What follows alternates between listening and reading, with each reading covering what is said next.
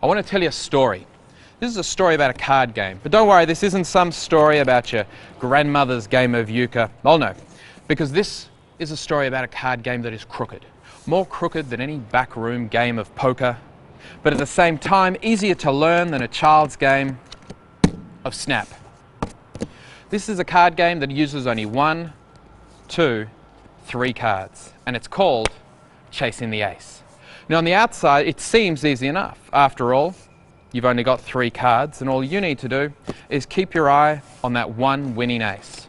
Trouble is, no matter how close you watch that ace, when it comes to making a bet, to putting money on the table, the ace is always in the last place you expect.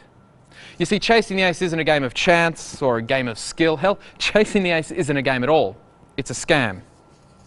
And in our story, the master of this scam is a con artist called Richard Mordecai, a swindler, a flim-flam man, the sort of guy you would call a king of cons. And Richard has been at this for years. He spent the last 4 decades working cons on the streets of Melbourne, from King Street all the way down to Queen's Parade. He's suave too, the sort of guy who always goes out dressed to the nines. The trouble is that Richard isn't just old school, he's old. He just turned 64 and he's ready to retire. That is, until he meets Joel. Young and brash, Joel has learned everything he knows about scams from the movies. He learned how to count cards from 21. He learnt the short con from 9 queens and everything else from the Sting.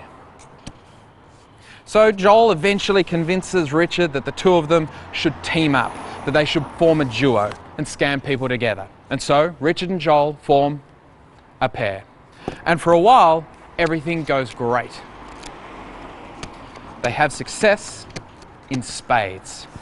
And it's great for them individually as well, because Richard feels like he's 24 again and Joel is in 7th heaven.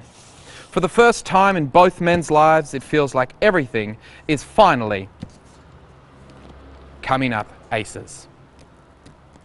The trouble is that this is a story about con artists and scams. This is a story about chasing the ace.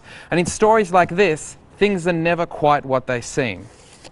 You're never sure exactly who you can trust, you're never sure where the money is, and that ace is always in the last place you expect. Of course, if you want to find out what happens in the end, well then I'm afraid you're gonna have...